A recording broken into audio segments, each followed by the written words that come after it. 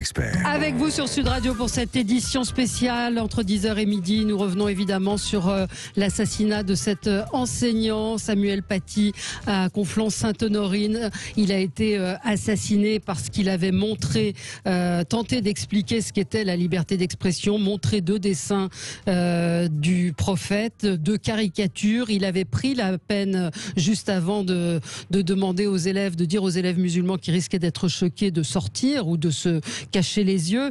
On va en reparler évidemment dans nos débats à 11h et je suis contente de recevoir Jamila Benhabib. Bonjour. Vous êtes politologue, écrivaine, vous êtes également la marraine de l'Observatoire de la laïcité de Saint-Denis.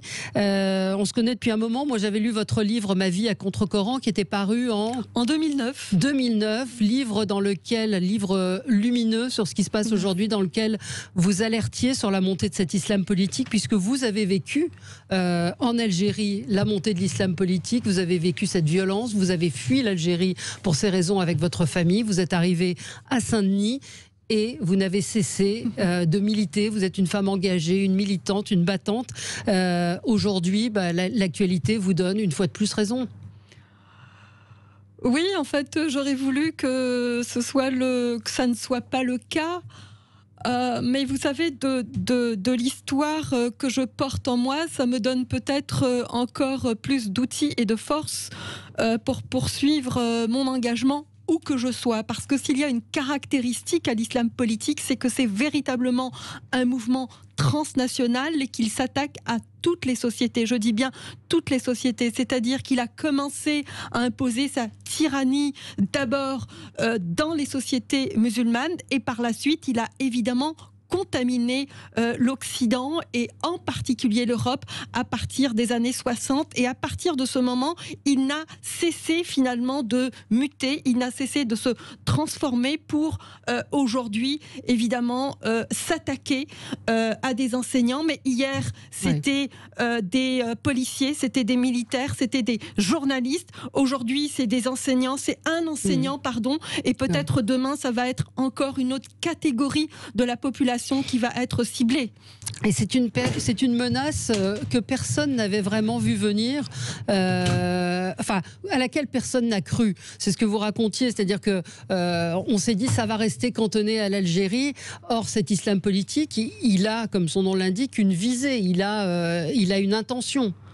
Oui, tout à fait. Il a une intention et surtout, il a une capacité, il a une agilité à vivre dans tous les écosystèmes, je dois dire, autant dans des pays totalitaires que dans des pays autoritaires, que dans des grandes démocraties. C'est dire, si vous voulez, sa capacité d'adaptation à n'importe quel milieu. Et c'est peut-être ça sa plus grande force, parce que lorsqu'il mobilise, évidemment, il mobilise des gens extrêmement convaincus, déterminés, qui sont prêts à mourir, qui sont prêts à se sacrifier.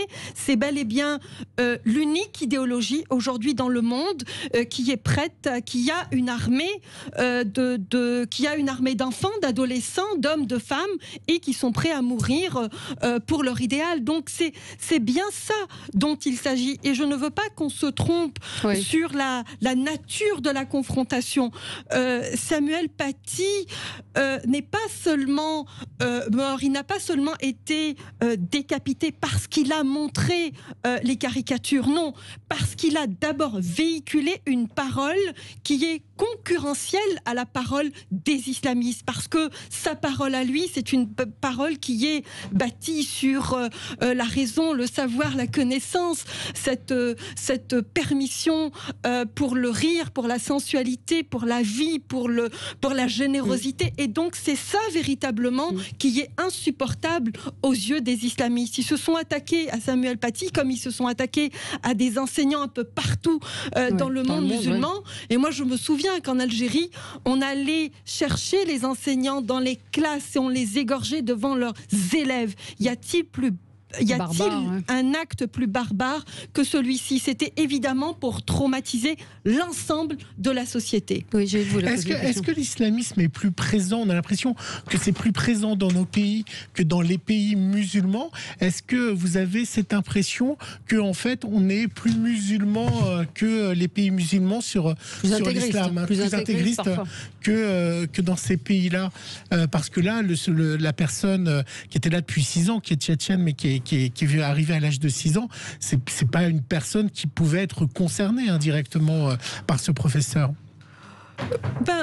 En fait, on peut être intégriste n'importe où. En fait, c'est ça, je pense, la conclusion de l'histoire. Alors, je vous rassure, oui, les intégristes, j'en ai rencontré un peu partout, parce que en Afghanistan, je ne sais pas si cette parole est recevable, ou au Pakistan, ou en Arabie Saoudite. Oui, en fait, il y a des tarés, partout. Et quand je dis tarés, vous dites taré, pourquoi ce mot taré? Dans le sens de la folie, mais dans le sens de l'endoctrinement, dans le sens de cette incapacité à recevoir une autre parole, dans cette incapacité à accepter le doute, parce que c'est en réalité ça l'objet, donc disons, de la dissension entre nous et eux, parce que nous on doute, eux ils ont raison sur toute la ligne. Je veux dire, ils sont détenteurs de la vérité, c'est cette vérité qu'ils veulent nous imposer. Donc, mais comment on est passé de l'islam, d'un islam vécu par les musulmans dans leur grande majorité de façon personnelle, individuelle, à cet islam politique? Et je me souviens que c'est ce qui m'avait frappé dans votre livre, qui existe en livre de poche, Ma vie à contre-courant, c'est que vous disiez à l'époque que en fait cet islam politique il arrivait par la société, par le communautarisme. Mais comment on en est arrivé là? Comment on est arrivé à ce changement dans la société, à voir des femmes portant le voile partout, à réclamer des repas halal, à vous demander des horaires de piscine séparés, à avoir des petites filles qui ne veulent plus aller à la piscine? Comment on en est arrivé là, en France et dans les pays occidentaux? La Valérie, on a jusqu'à combien de temps là? Oui, c'est le fond. C'est le fondement même de l'islam politique. Oui, c'est le fondement même de l'histoire politique, et je pense qu'on s'attaque vraiment à un phénomène qui est d'une grande complexité, qui a d'abord été porté par des États.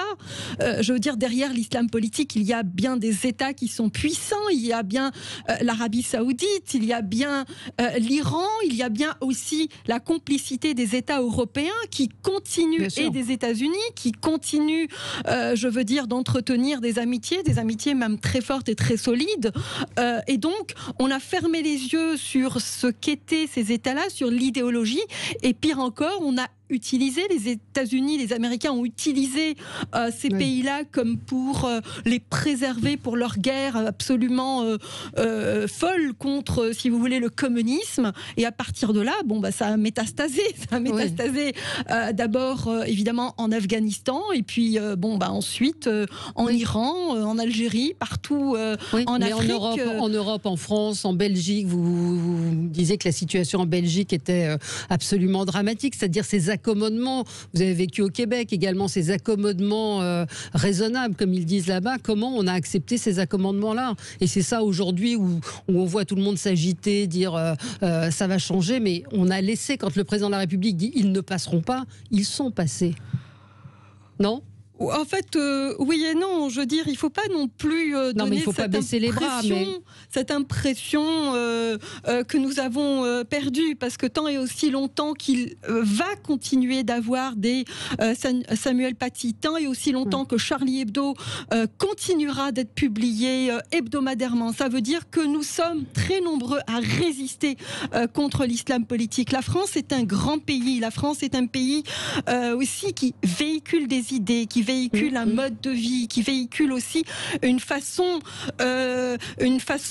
sensuelle aussi d'aller jusqu'au bout de cette liberté. Donc c'est ça ce qui est insupportable aux yeux des islamistes. Mais pour revenir à votre question de départ, je pense que tout commence par un malentendu. Et ce malentendu, c'est de se dire bien que la France, finalement, est au-dessus de tout et que ce qui se passe ailleurs ne pourra jamais arriver ici. À partir de ce moment-là, à partir de cette analyse politique erronée, eh bien, on a commencé à tenir compte de la parole de ces islamistes qui étaient organisés, qui ont confisquer la parole de l'ensemble des musulmans qui se sont passés d'ailleurs et qui continuent de se faire passer pour les porte-paroles des musulmans, et on a consenti évidemment à leur octroyer des salles, à les reconnaître comme étant des acteurs politiques légitimes, à bâtir des mosquées ici et là, à accommoder les femmes pour des horaires de piscine, est-ce que c'est pas trop tard pour revenir en arrière ? cantines. Et en réalité, on n'a jamais vraiment vu que ces petits détails, certes c'est des petits détails, mais quand on les prend un à un et quand on les met ensemble un à un, c'est là qu'on peut voir qu'il y a un projet. C'est véritablement là qu'on peut voir qu'il y a un sens à donner à l'histoire. Mais évidemment, si vous les prenez d'une façon isolée, si vous les prenez séparément, c'est rien. C'est anecdotique. C'est des broutilles, c'est anecdotique, mais c'est l'ensemble. Sauf que ça fait partie d'un plan. Absolument, mais c'est l'ensemble dont il faut tenir compte. Et je pense qu'on a manqué de vigilance, qu'on a manqué de cette big picture, et que finalement, chacun s'est soucié de son précaré, mais on ne peut pas s'attaquer à l'islamisme sans avoir une conscience d'abord historique, que ça remonte loin dans l'histoire, dans le temps, et sans aussi avoir une perspective géopolitique et bien entendu une perspective nationale. Je veux dire, chaque pays est aujourd'hui confronté d'une façon ou d'une autre à la montée fulgurante de cet islam politique. Merci Gilles, il faut s'arrêter, mais on va continuer le débat. Pour un raciste, c'est ça la clé. Avec l'islamophobie. On va en parler tout à l'heure à 11h. Merci à vous. On se retrouve dans un instant pour continuer d'évoquer cette situation. À tout de suite.